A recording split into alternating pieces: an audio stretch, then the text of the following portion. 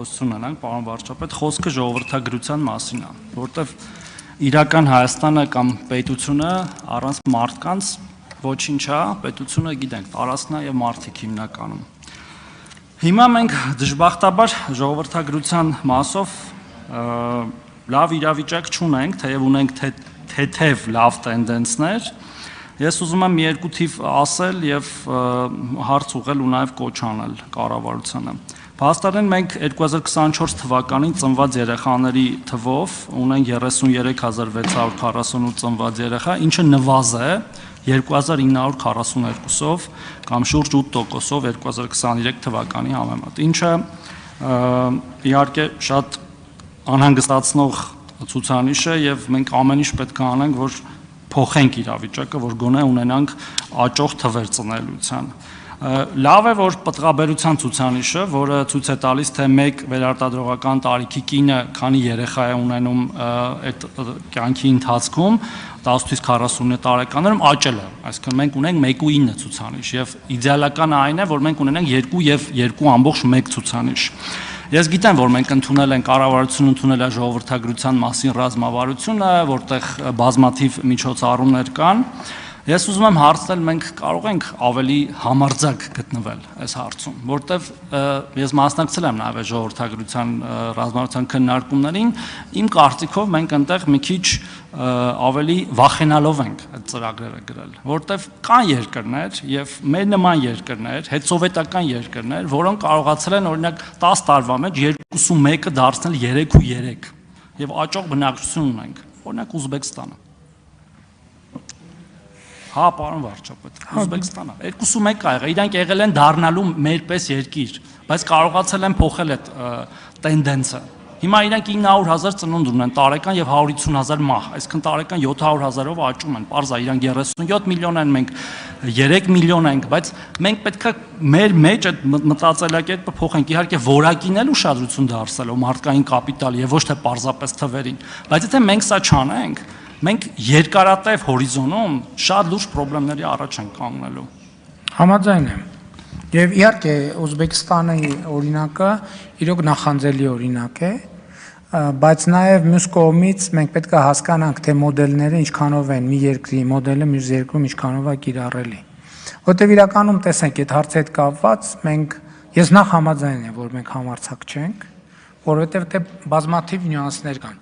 Այդտեղ նյուանսները ինչպիսին են, այդտեղ կա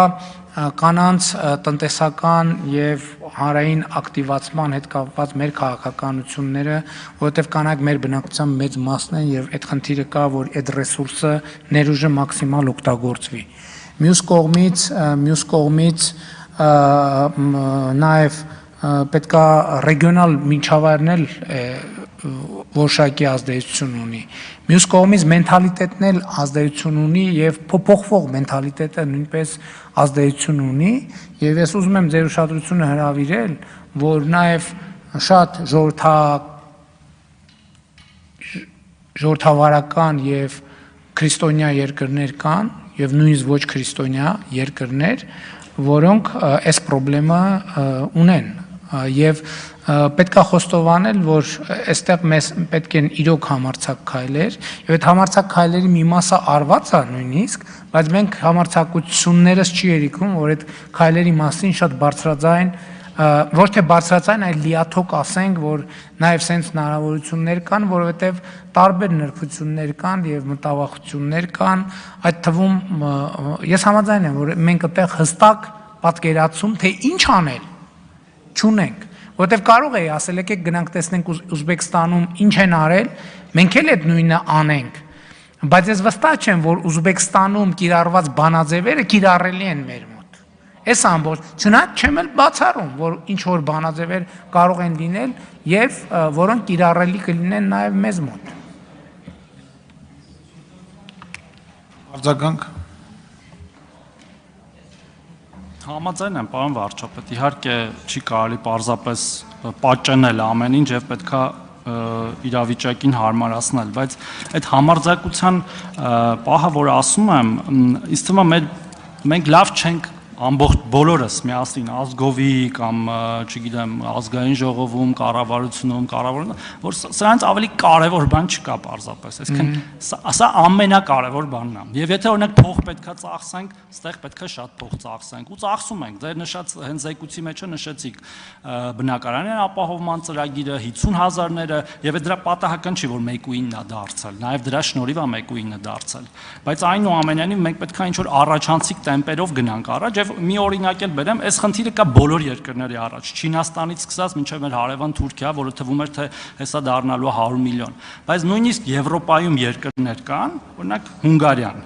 մի քանի պարզ բան արե, երկուսը ասեմ, էլի, մինչև 30 տարեկան կանանց ազատել է եկամտային հարկից ընդհանրապես, որոնք գոնե մեկ երեխա կունենան։ 2 երեխա ունեցող կանանց ՑՄ ազատել է եկամտային հարկից։ Միջոցառումներ կան, որ անում են երկրներ, որտեղ համարում են, որ դրանից ավելի կարևոր բան չկա։ Ես հիմա չեմ ասում, որ մենք սա հենց սա պետք է անենք, բայց ես առաջարկում եմ չսահմանափակվել ռազմավարությամբ, որը արդեն ընդունել ենք եւ նոր բաներ մտածենք հարցը ուղղելու։ Մի բան ակնհայտ է, որ քանի դեռ մեր ուզած խնդրի լուծմանը չենք հասել, պետք է նոր բաներ մտածենք, որովհետև հակառակ դեպքում, այսինքն այո, համաձայն եմ, որ դա ամենակարևոր բանն է կամ ամենակարևոր ցուցանիշներից մեկը, որի վրա մենք պետք է կենտրոնանանք եւ համաձայն եմ, քանի մեր ցուցանիշները մենք չենք արձանագրում, որ գոհացուցիչ ենք, մենք պետք է նոր բաներ մտածենք եւ նոր միջոցներ ձեռնարկենք, որոնք այդ է խնդիրը, թե որոնք են, որ մեր դեպքում կտան կոնկրետ արդյունքներ եւ այո համաձայն եմ որ աշխարհում կան բազմաթիվ որոշումներ միգուցե պետքա գույքագրել տեսնել ով ինչ է արել եւ որն է արդյունավետ դուրս եկել որ պայմաններում եւ որն է որ մեր դեպքում նույնպես իր արդյունավետությունը ապացուցելու շանսերը ավելի մեծ են։ Շնորհակալություն եւ վերջին հարցը Ռուստամ Բաքոյան համոզեք։ Շնորհակալություն պարոն վարչապետ զեկույցի համար։ Պարոն վարչապետ, մի ժամանակ Հայաստանում ազգային փոքրամասնությունները իրենց զգում էին որպես ազգային փոքր